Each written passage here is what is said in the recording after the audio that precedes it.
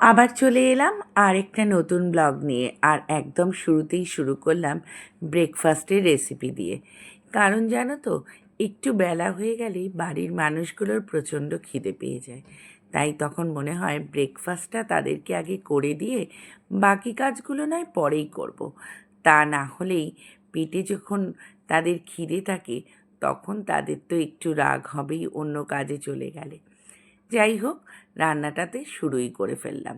প্রথমেই দিয়ে দিয়েছিলাম একটু হিং, আদা রসুন কুচোনো বা একটু থেতো করা, তারপরে নুন হলুদ মিষ্টি, আর তার সঙ্গে একটু কাঁচা লঙ্কাও থেতো করা ছিল। আর কালারের জন্য দিয়েছিলাম কাশ্মীরি লঙ্কা। আলুটাকে সেদ্ধ করে নিয়ে একদম প্রেশার কুকার থেকে সোজা কড়াইতে, আর অন্য জায়গায় রাখার মতন সময় ছিল না। যাই হোক, সব কিছু দিয়ে সুন্দর করে কষিয়ে বেশ শুকনো শুকনো করে নিতে হবে। তারপরে সুন্দর করে ময়দাটাকে কিন্তু ময়াম দিয়ে আমি রেডি করে নিয়েছিলাম। তোমরা ইচ্ছে করলে আটা দিয়েও করতে পারো। আর দেখো, এক হাতে পুর ভরছি, আবার এক হাতে বেলছি।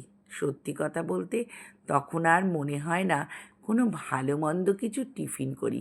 তোমাদেরকে দেখালাম পুরটা এইভাবে রেডি করে নিয়েছি, আর একটু বাটির শেপে গড়ে নিলাম।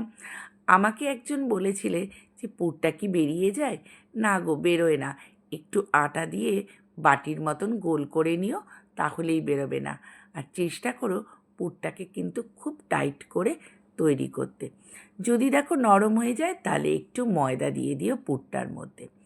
এইভাবে মোটামুটি গোল আকারে শেপ করে বেলে নিয়ে তারপরে তো রেডি করে নিলাম আলুর পরোটা। সারাদিনটা যেমন তেমন।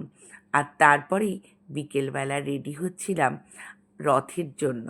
কারণ আমার এখানে ভীষণ সুন্দর করে রথের মেলা, রথ টানা হয়। এত সুন্দর আয়োজন যে তোমাদেরকে কি বলবো। আর প্রত্যেকটা অনুষ্ঠান পুঙ্খানুপুঙ্খভাবে আমাদের এখানে পালন করা হয়। তাই একটু সাজুগুজুর পালা। ভাবলাম সাজছি যখন, তোমাদের সাথে একটু সেটাও শেয়ার করি। বিশেষ কিছু সাজের আইটেম আমার তালিকায় থাকে না। একটু কাজল আর একটু লিপস্টিক, একটু ছোট টিপ, তাই নয় কি? আর কি সাজবো বলো। যাই হোক, এ তো করলাম মজা। এইভাবেই রেডি হয়ে তারপরে নামবার পালা। তারপর একটু ঘড়ি তো পড়তেই হবে, কারণ সময়ের একটা ব্যাপার আছে। বাড়িতে বাড়ির মানুষরা ফিরবে, তার আগেও আসার একটা চাপ। তারপরে আবার সেই দিনই করেছিলাম আমি লাইভ, তাই জন্য সব মিলেমিশেই একটুখানি চাপই ছিল। তারপর একটা টিপ পরতেও ভুলে গিয়েছিলাম, ছোট্ট একটা টিপও পরে নিলাম। দেখো তো, ঠিকঠাক লাগছে তো? বলো তো কেমন হয়েছিল সাজটা? বেরিয়েই দেখি আমার কমপ্লেক্সের কুচিকাঁচা বাচ্চাগুলো কি সুন্দর রথ টানছে। মনে পড়ে গেল ফেলে আসা সেই আমার ছেলের ছোট্ট স্মৃতিগুলো। ও এরম বায়না করতো, মা রথ কিনে দাও আর সাজিয়ে দাও, রথ টানবো। সবার সঙ্গে মিলে বেশ হরে কৃষ্ণ নাম করতে করতে আমরা বেরিয়ে পড়লাম আমাদের জগন্নাথ বলরাম সুভদ্রাকে সঙ্গে নিয়ে। বিশ্বাস করো, এত আনন্দ করে আমরা এখানে থাকি না, প্রত্যেকটা অনুষ্ঠানে হাতে হাত রেখে সবার সাথে মিলে মিশে মজা করা। আর কত কিছু হয়েছিল জানো, পাঁপড় ভাজা, জিলিপি, কী না কি খেয়েছি। খুব মজা করেছি বিকেলবেলা। প্রত্যেক দিন এই 7টা দিন কিভাবে কাটাবো তোমাদের সাথে শেয়ার করব। দেখবে আমাদের এখানে রথটা কি বিশাল আকারে হয়।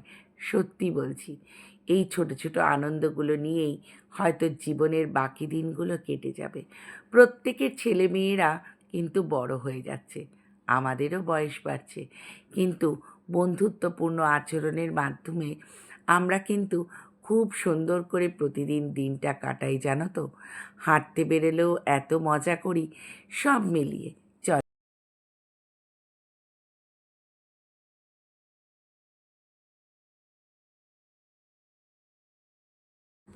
কি সুন্দর করে আমাদের জগন্নাথ বলরাম সুভদ্রাকে সাজানো হয়েছে।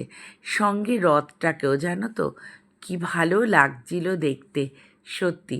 আর মুকুটগুলো এত সুন্দর, তোমাদেরকে কি বলবো। আমি আবার ফটো তুলে আনবো তোমাদের জন্য। খুব সুন্দর।